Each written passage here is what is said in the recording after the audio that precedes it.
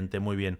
Chat, por fin, después de mucho tiempo insistiéndome, vamos a reaccionar a el caso de El Cachetes. Como un menor vinculado a, a las cosas malas que pasan en México terminó de suscrito del lobby y convertido en meme. ¿What? Al menos 9 disparos rompen la tranquilidad de la noche en la alcaldía Gustavo Adolfo Madero la noche del 23 de noviembre de 2023. Una motocicleta Trata de hackear la tertulia en una hora. huye de la escena con 2 sospechosos. La víctima, un joven de 15 años. No mames, el niño tiene la skin full de alucin, ¿eh? O sea, la gorra, la cadena, la mariconera, los pantalones culeros, la camisa holgada. O sea, no me hace falta verle los zapatos, pero literalmente tiene la skin de full alucin, ¿eh? Cuyo De apodo Itopiano, había dime. sido repetido en innumerables notas y memes. El Cachetes. ¿Quién era y sobre todo qué decisiones llevaron a un menor a terminar Y marrón. acribillado en esa esquina? Recuerda que detrás de cada caso hay víctimas, culpables y secretos. Recuerda que esto es Crónicas del Crimen. Y si te gusta este tipo de historias, solo tienes que suscribirte, dejar tu like, dejar un comentario con tu opinión o proponiendo un tema. Siniestro. Y seguir mi contenido. La noche del 23 de noviembre de Sí, después de la tertulia vemos el iceberg de Godzilla. 2023, en la colonia Cocoyotes, en lo alto de la alcaldía Gustavo Adolfo Madero, la ciudad ya estaba acostumbrada a los ruidos que nadie quiere escuchar. Motores viejos subiendo la pendiente, perros ladrando, alguna moto acelerando de más. Pero ese jueves, en el cruce entre la calle Pantera y la avenida del Trabajo, Oye, qué buena narración, ¿eh? O sea, me gusta porque tiene buen tono de voz, lo hace a buen ritmo, te mete imágenes así para como meterte en la historia. el silencio del barrio se rompió con disparos. El reporte que llegó al centro de mando fue frío pero rutinario. Persona lesionada por disparos de arma de fuego. En ese cruce de Cocoyotes, patrullas de la Secretaría de Seguridad Ciudadana comenzaron a acercarse al punto señalado, guiadas por las cámaras del C2 Norte. Las luces azules y rojas empezaron a reflejarse en las fachadas de las casas, en cortinas metálicas ya cerradas, en las caras de los vecinos curiosos que se quedaban detrás de las cortinas de sus ventanas. Cocoyotes, una vez más, era un punto en el mapa de una noche violenta. Cuando los primeros policías llegaron a la escena, lo encontraron ahí.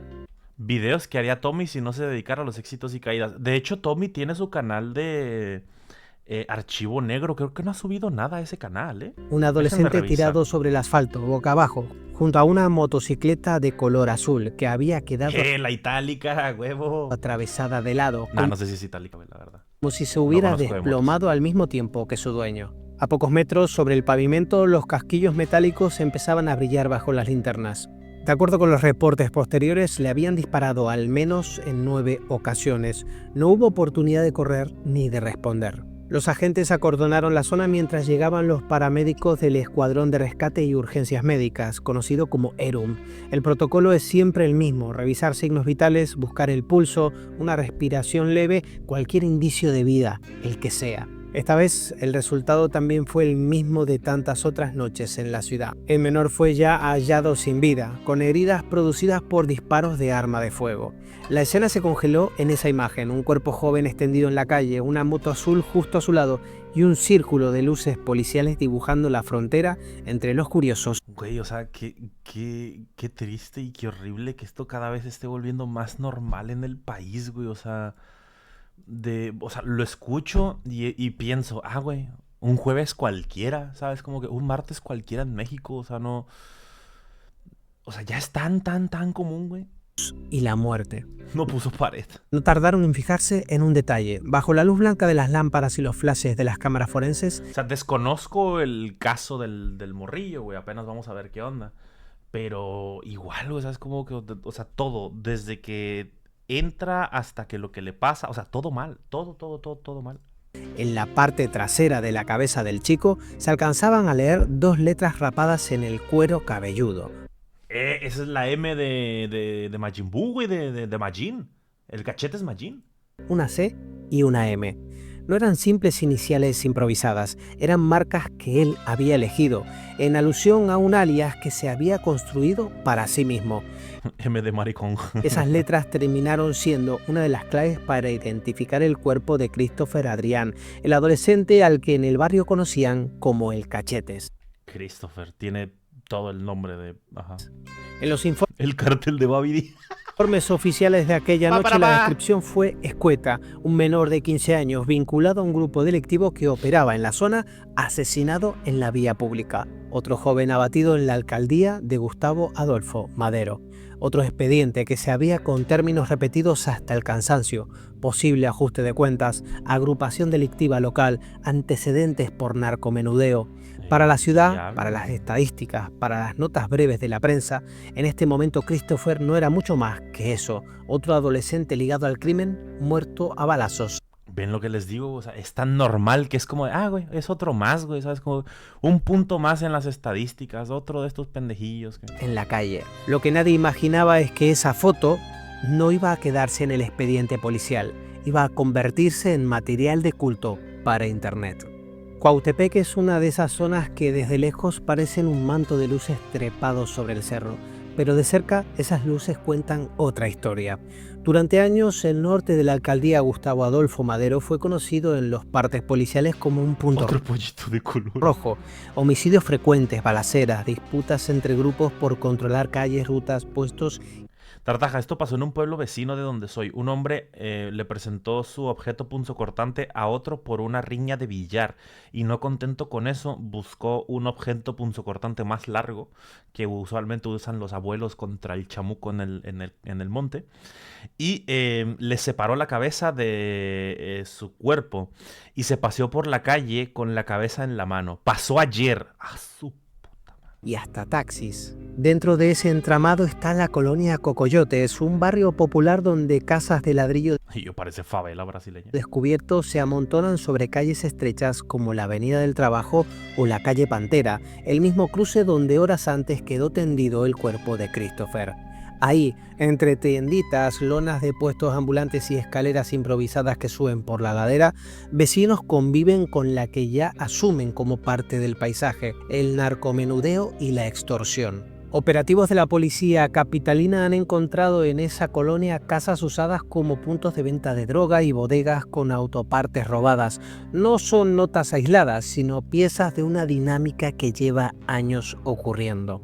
Es en este escenario donde surge el nombre de una célula criminal local, los Escamos, Los escamos, güey. a veces mencionados como los Escamosos. No se trata de un gran cártel a nivel nacional, sino de una banda de barrio, pero con un poder muy real sobre la vida cotidiana de la gente en la zona.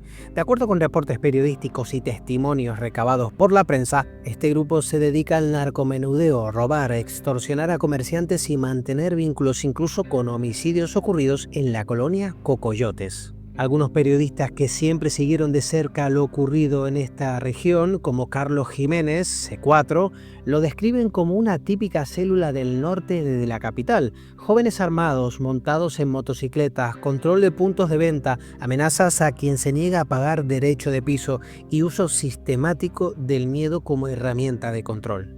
En sus publicaciones, Jiménez los vincula directamente con la extorsión, el trasiego de drogas y la violencia letal contra rivales y contra quienes se interponen en su negocio. Para muchos vecinos, la presencia de grupos así se sienten en pequeños detalles: en la esquina donde pronto ya no se puede poner un puesto sin pedir permiso, en el joven que comienza a pasar cada noche Chale, cobrando puto país de mierda. una cuota, en la patrulla Tartaja y tertulia, sí, en una hora. que no siempre sube a las calles más altas. Algunos medios han recogido testimonios de habitantes que dicen vivir sometidos a narcomenudistas que cobran por protección y que rara vez ven rondines constantes en las periferias. Y es en el medio de este contexto donde los menores de edad se convierten en el recurso más fácil para reclutar. Al fin y al cabo, se trata de mano de obra Pinche cachete. disponible, conocen el barrio, no levantan tantas sospechas al principio y sobre todo la ley suele tratarlos de forma distinta a los adultos. En los últimos años no solo el caso del Cachete, sino también el de otros adolescentes como el llamado niño sicario en Tabasco han encendido alarmas sobre una tendencia: chicos entre 13, 14 y 15 años Mames, ese morro se ve bien chavillo. que ya están armados Le metes un zape y lo desnuca. Trafican, extorsionan o participan en células violentas. Ese es el terreno donde creció Christopher Adrián, un barrio donde Sí está feo. Igual a ver cómo te va con eso. Las prácticas, pues depende de la carrera. Yo ando en las mías. ¿Qué? Yo ando en las mías también, pero yo cumplí mis horas, aunque tengo que andar yendo hasta febrero por mi contrato de 6 meses. Pero yo tengo que graduarme. ¿De qué? los grupos criminales operan a la vista de todos, donde las calles tienen dueño y donde la línea entre ser testigo y ser parte se vuelve cada vez más delgada. Todo por querer las skins del Free Fire. En Cocoyotes, pertenecer a una banda como Los Escamos no es solo un delito, también es, para muchos jóvenes, una forma de sentirse alguien, de ganar dinero rápido y de tener una identidad en un entorno que ofrece muy pocas alternativas. Y en medio de esa realidad, un adolescente empezó a destacar, no por sus notas en la escuela, sino por cómo posaba para la cámara. Christopher Adrián tenía 15 años recién cumplidos y en teoría la vida por delante. En los registros aparece como un adolescente vecino de la colonia Cocoyotes, en la alcaldía Gustavo Adolfo Madero, el mismo territorio donde Ese güey inició el cartel del Pocoyo. terminaría asesinado. Algunas notas lo nombran como Christopher Adrián, otras como Christopher Guerrero o simplemente Christopher N. Pero en las calles y en los informes policíacos el nombre que realmente importaba era otro. Todos lo conocían como el Cachetes. El apodo parecía casi infantil, una burla a sus facciones redondas, pero en boca de la policía y la prensa ya no sonaba a juego, sino a ficha delictiva. En redes y en reportes de Nota Roja, algunos lo llamaban también el más moco. ¿Qué? ¿Cómo? En redes y en reportes de Nota Roja, algunos lo llamaban también el más moco. Una forma despectiva de subrayar lo que era, el más chico del grupo, el Ok, vale. menor que hacía trabajos para una banda de adultos conocida como Los Escamos. Ese contraste dice mucho de la vida que llevaba. Como muchos adolescentes, Perro, el Cachetes Montana. Christopher también decidió inventarse un nombre propio, un personaje. No quería ser el Cachetes, quería ser Christopher Montana, así, sin acento, en homenaje directo a Tony Montana, el protagonista de Scarface, el narcotraficante de ficción al que admiraba. En varias Creo que no vio el final. crónicas se menciona que se identificaba así, como si se tratara de una especie de versión juvenil de ese personaje, el chico del barrio que sueña con convertirse en capo, aunque sea solo en la pantalla de su celular. Esa admiración no se quedaba en el nombre, en sus fotos se le ve con armas cortas, billetes extendidos frente a la cámara y altares a la Santa Muerte y a Jesús Malverde, figuras recurrentes en la iconografía del narcotráfico. En una de las imágenes más comentadas aparece con el cabello rapado de forma que deja ver en la parte posterior de la cabeza las letras C y M, las iniciales de ese alias. Christopher Montana, güey. No era de la banda de los Babidis, güey. Que había elegido para sí De los mismo. Majin. No era solo un adolescente involucrado en delitos, era un adolescente que se representaba a sí mismo Que de hecho sí queda, ¿eh? Cartel Majin. Sí queda. como delincuente. Su estética imitaba la de los narcos de película, miradas desafiantes, poses calculadas, gestos de superioridad. En un entorno donde la violencia es cotidiana, esa imagen de chico duro podía significar respeto, ¿Quién es Jesús Malverde? Es primo de Jesús Buenverde. miedo o simple notoriedad. Para No sé. algunos era el morro que ya trae armas, para otros el típico ejemplo del menor que prefiere el dinero rápido a la escuela.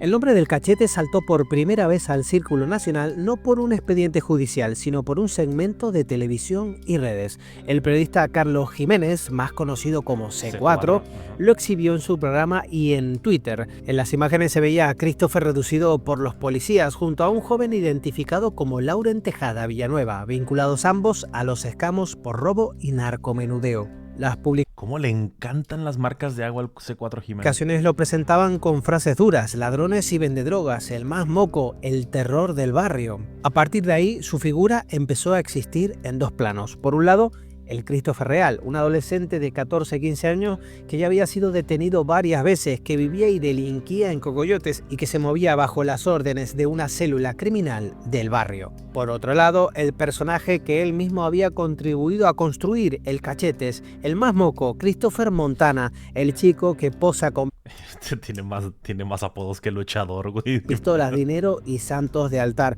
como si la vida entera fuera una escena más de Scarface grabada. Marcas de agua Jiménez, que le encanta al C4 Jiménez ponerle marcas de agua a sus fotos. Con la cámara de su propio celular. Esa doble condición es la tensión que atraviesa toda su historia, porque detrás de esa pose había algo más, un historial con el sistema de justicia que parecía un bucle sin salida. Desde fuera, el expediente de Christopher podría parecer breve, apenas 3 detenciones en poco más de un año, pero cuando uno mira las fechas, la edad que tenía en cada una y cómo terminaron, lo que aparece no es una lista, sino una especie de guión repetido, un ciclo que siempre volvía al mismo punto, la calle. La primera vez que la policía lo detuvo fue en octubre de 2022. Christopher tenía tan solo 14 años. De acuerdo con Telediario, cayó con portación de cocaína. Los agentes lo aseguraron y lo llevaron ante el Ministerio Público, donde quedó registro de que aquel menor, conocido como el Cachetes, ya no era solo un rostro en la colonia Cocoyotes, sino un nombre en el sistema.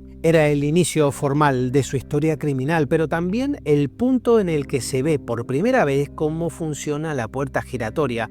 Entró detenido y salió en libertad, de nuevo, para continuar con sus actividades. Es que en mayo... también eso es gran parte del pedo acá, güey. O sea, de que, pues, como son menores, pues no los encierran, güey, ¿sabes? Porque es como que, güey, pinche morrillo, güey, pues tampoco va a durar mucho, entonces como que pues lo dejan libre, güey, a la chinga, y siguen y repiten y vuelven a delinquir y vuelven a delinquir. De 2023 volvió a aparecer en los registros. Las notas no detallan con precisión el contexto de esa segunda detención. Lo que sí dejan claro es que otra vez Christopher fue puesto a disposición de las autoridades y otra vez no hubo una medida que lo apartara de la calle de forma duradera. No se habla de internamiento prolongado ni de un seguimiento real más allá de las horas de trámite. Solo se consigna que en menos de un año el adolescente... El C4 no fue el que dijo, lo encontraron pero muerto. Simón, el del meme es él es el C4 Jiménez. El adolescente ya había sido detenido 2 veces. La tercera detención es la que más huella dejó en la prensa. Ocurrió en octubre de 2023, cuando Christopher tenía ya 15 años. Esta vez no estaba solo. Fue arrestado junto a Lauren Tejada Villanueva, de 18 o 19 años. Ambos aparecieron en notas de televisión y portales como parte de una célula de los Escamos. Días después, otros 3 integrantes del mismo grupo serían capturados con 129 dosis de droga y un arma corta, y las autoridades los vincularían directamente tanto con Christopher como con Lauren Tejada. Telediario lo resumió de forma contundente. 3 detenciones distintas, octubre de 2022, mayo de 2023 y octubre de 2023, todas ellas relacionadas con drogas y con su participación en actividades delictivas en Cocoyotes.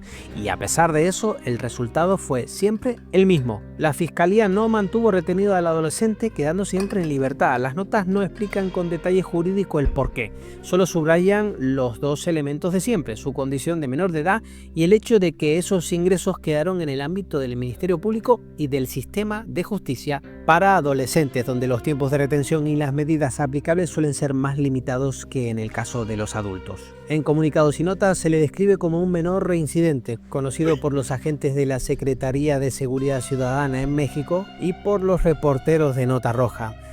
Es que todo, la narración, la historia, las imágenes, la música, está muy bien hecho este video, muy bien hecho.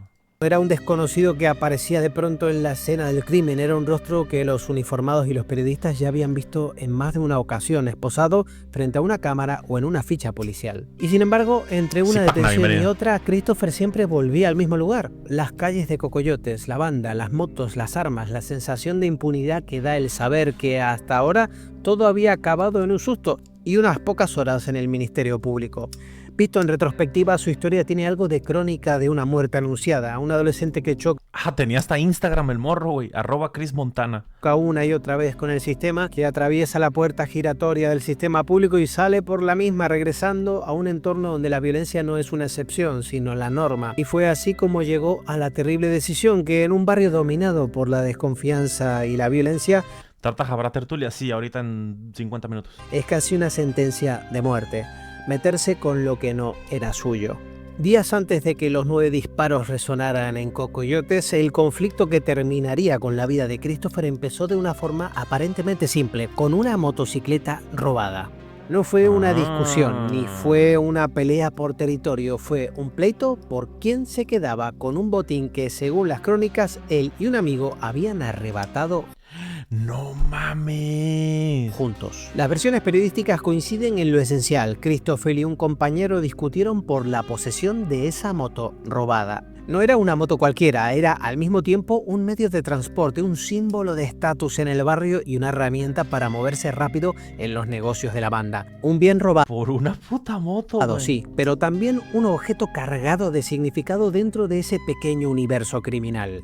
En grupos como los escamos, el código no está escrito en ningún lado, pero todos lo conocen. Lo que se roba en grupo no pertenece a una sola persona, pertenece a la banda. Quedarte con algo que se considera de todos no es solo un abuso, es una forma de traición. Así lo relatan los artículos que construyen el caso, subrayando que el origen del conflicto fue esa moto robada y que, a partir de ese Verga. momento, la historia de Qué marronada, literal. Christopher empezó a contarse en clave de venganza interna. La discusión no se quedó en una simple pelea de palabras. Según Infobae y otros medios, aquella fricción por la motocicleta derivó en algo más profundo: el distanciamiento con su amigo y el enojo con la gente cercana Ay, se pelearon las a él. guagüitas. En poco tiempo, Christopher dejó de ser solo el más moco del grupo para convertirse en el chico que, a ojos de algunos, se había dejado llevar por la avaricia. En el contexto de una célula delictiva, esa percepción es peligrosa. Cuando se rompe la confianza, lo siguiente que suele romperse es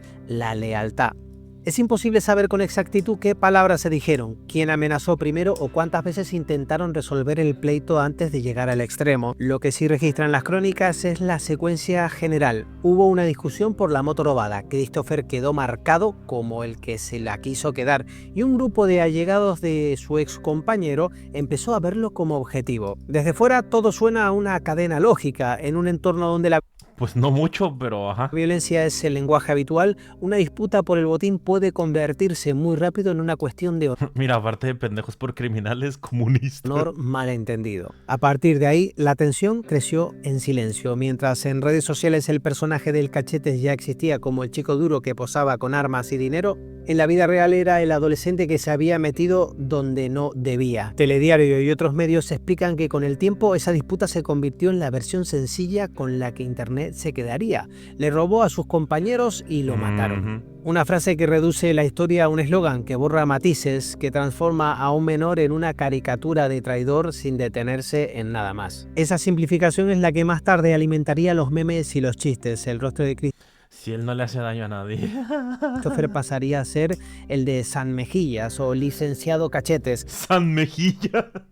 el santo patrono irónico de aquellos que se pasan de vivos con sus propios compañeros. Pero en este punto de la historia, antes de los edits y las plantillas humorísticas, todo estaba ocurriendo todavía en el mundo físico. En las calles empinadas de Cocoyotes, en conversaciones cortas, en miradas que dejaban claro que algo se había roto.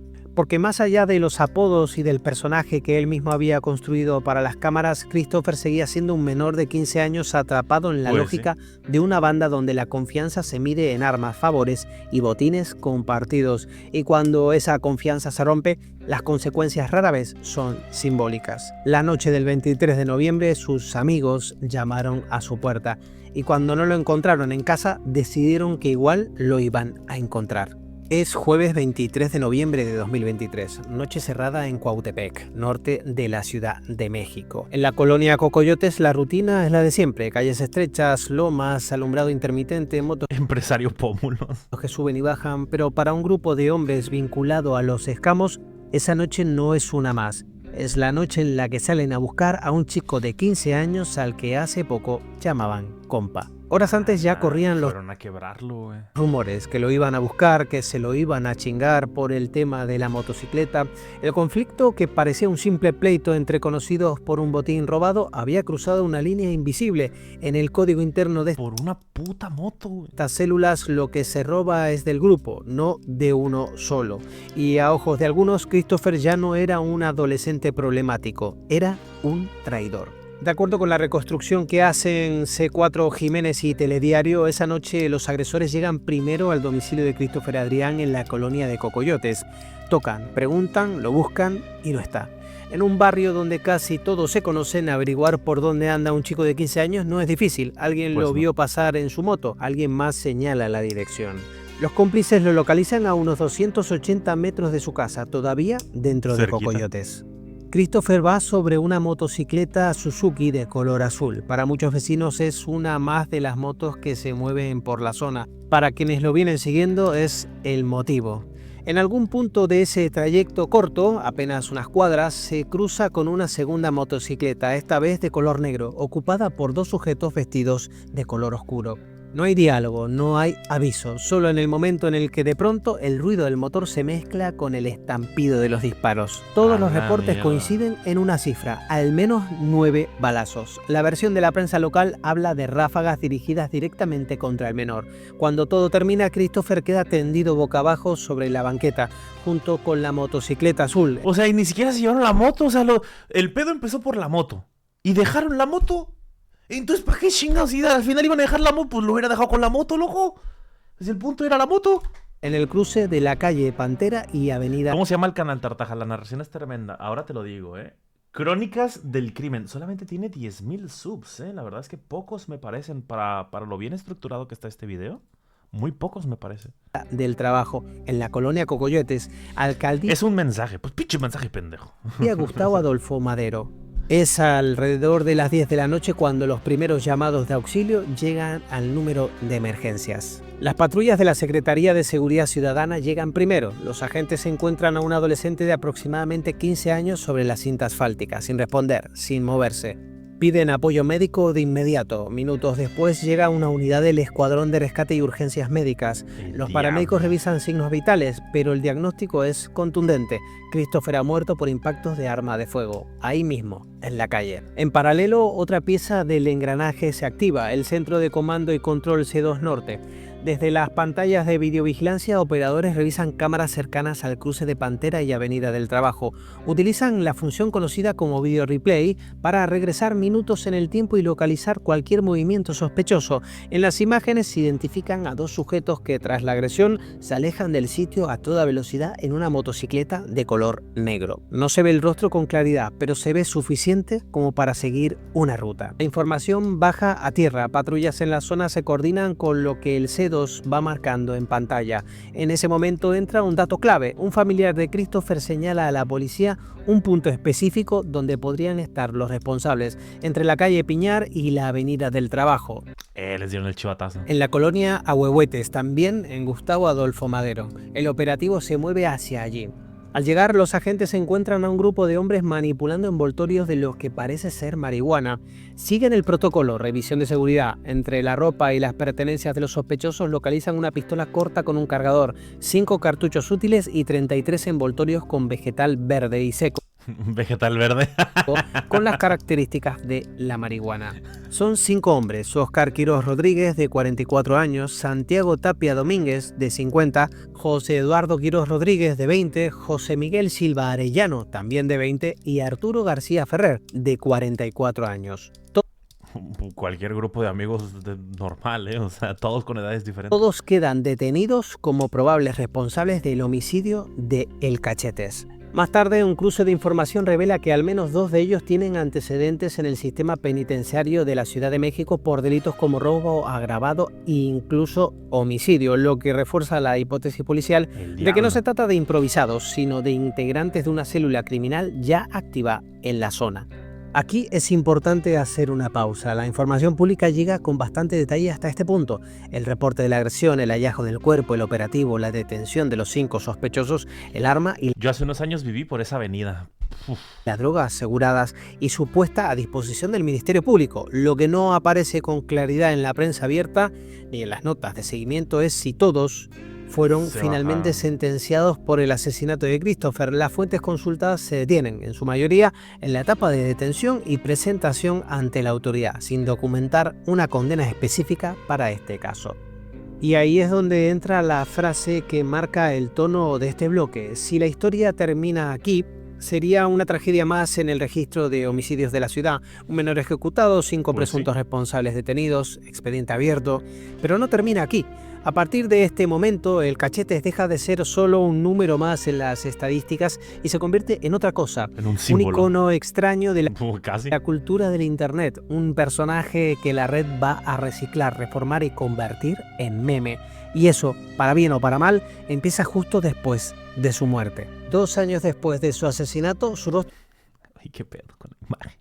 aparece en un lugar muy distinto. Los feeds de X, TikTok, Facebook, grupos de Uf, hermano, es que Twitter para los memes es maravilloso. WhatsApp, convertido en chiste recurrente, en sticker, en plantilla.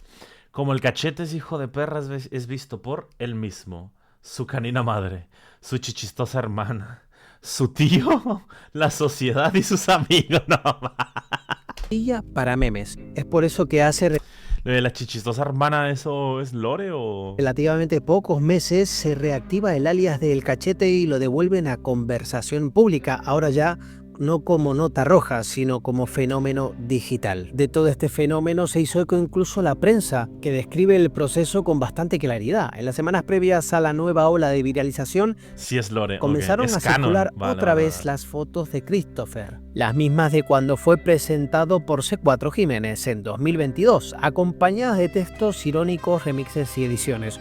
Usuarios anónimos las tomaron, las recortaron, las mezclaron con frases sobre traición y lealtad rota y las lanzaron de nuevo al océano de internet. La historia del adolescente asesinado en 2023 se volvió, como resume un portal, Lo de la hermana es porque se filtró su Instagram y empezaron con el mame de que estaba buena. contenido humorístico y satírico que viaja de muro en muro. Ahí nacen nombres como Licenciado Cachetes o San Mejillas. Telediario San Mejillas, ese es bueno. explica que el origen de los memes está directamente ligado a la versión del crimen, la supuesta traición a sus propios compañeros por la motocicleta robada. Esa narrativa se condensa en una idea simple y pronto su cara pasa a representar En historias de sus amigos ponían cosas como te prometo que cuidaré a tu hermana la tetona. al traidor castigado por su propia banda. En Sí, vimos lo de Mercedes. Platilla se le invoca como santo de los que se pasan de vivo, se le escribe como licenciado imaginario que da consejos de cómo no fallarle a la banda. El detalle de sus mejillas redondas se convierte en rasgo caricaturesco, explotado una y otra vez. El fenómeno no se queda en frases. Telediario documenta cómo su imagen empezó a aparecer en fotografías generadas con inteligencia artificial, donde Uy, cuando la IA empieza a meter su cuchara, ahí es cuando se viene lo bueno, hermano. Christopher posaba junto a personajes reales como la El C4 Jiménez. exalcaldesa Sandra Cuevas o el Y con la Sandra Cuevas. periodista Carlos C4 Jiménez. No mames. Esas composiciones imposibles en la realidad refuerzan la sensación de que el Cachetes ya no es solo un chico de barrio asesinado en 2023, Pinche es un gente, personaje me mama internet. reciclable que se puede colocar al lado de políticos, comunicadores o cualquiera que esté de moda, según convenga el chiste del momento. Pero por suerte no todo se queda en la anécdota. En su cobertura, Infobae, por ejemplo, recuerda que la historia de Christopher es también la de un menor que se integró a una célula criminal local y subraya que el caso evidencia la presencia cada vez mayor de jóvenes en organizaciones criminales en la Ciudad de México. Otros textos y reels que analizan el fenómeno apuntan a algo similar, que convertir en meme a un adolescente armado, admirador de la Santa Muerte y de Tony Montana, dice mucho sobre cómo se ha normalizado la violencia y el narco en el imaginario de parte de la juventud urbana. Ahí aparece el choque. Para algunos usuarios, usar su rostro como meme es casi una forma de justicia poética. Un delincuente que terminó pagando por sus actos y que ahora sirve de advertencia en clave de burla. También, de verdad. Para otros, en cambio, lo que se ve es otra cosa. Una infancia rota, un chico que nunca dejó de ser menor de edad, atrapado en una dinámica de banda y violencia estructural, reducido al papel de santo patrono de la traición. Entre esos dos extremos se mueve buena parte del debate Para unos es un delincuente, para otros un chiste, para mí, mi cuñada. hoy en redes. Y es que al final Christopher Él fue bendecido con los cachetes, la hermana con ate. Adrián ya no puede decir nada, son otros quienes hablan por él, periodistas que reconstruyen su caso, yo mismo que lo estoy haciendo ahora en este vídeo, portales que explican el origen de los memes, usuarios que lo usan como broma interna, familiares que comparten fotos para recordarlo y sin querer alimentan la ola viral. Y aquí es donde el caso de Christopher deja de ser solo suyo, nos obliga a preguntarnos qué responsabilidad tenemos todos nosotros, no de que el muchacho se convierta en héroe o villano, pero sí de que se convierta en meme. La vida de Christopher Adrián se puede resumir en una línea que por desgracia se repite demasiado. ¿Tratas de jugarás en la Game Tulia? No. Niño de un barrio atravesado por la violencia, reclutado por una célula como los Escamos, detenido 3 veces sin que nadie lo sacara realmente de ese entorno, enredado en un conflicto interno por una moto robada, ejecutado a balazos por sus propios compañeros, con 5 hombres detenidos como presuntos responsables. Y finalmente, resucitado en internet como meme, como chiste, como San Mejillas. En esa secuencia no solo falló él, falló un sistema que lo detuvo, pero nunca lo rescató. Falló un entorno donde casi no hay alternativas reales y donde las bandas llenan el vacío ofreciendo dinero rápido, pertenencia y una identidad. La del morrito armado que posa con pistolas, billetes y santos de altar para ganar likes y minifama local. Y fallamos también nosotros cuando convertimos esas historias en simple material de consumo como meme, sin detenernos a mirar al menor que había debajo del apodo. Y ya les digo, sea bueno o malo. Y es que a mi parecer en algún punto la risa y el meme dejan de ser sátira y empiezan a ser deshumanización. Dejan de burlarse del fenómeno y pasan a burlarse de la persona. Reducida a plantilla y a sticker, al final Christopher Adrián fue un menor asesinado por sus propios compañeros. Insisto, no voy a entrar si era buena o mala persona. Al final creo que lo que cuenta es lo que hagamos con su historia, convertirla en meme o en advertencia.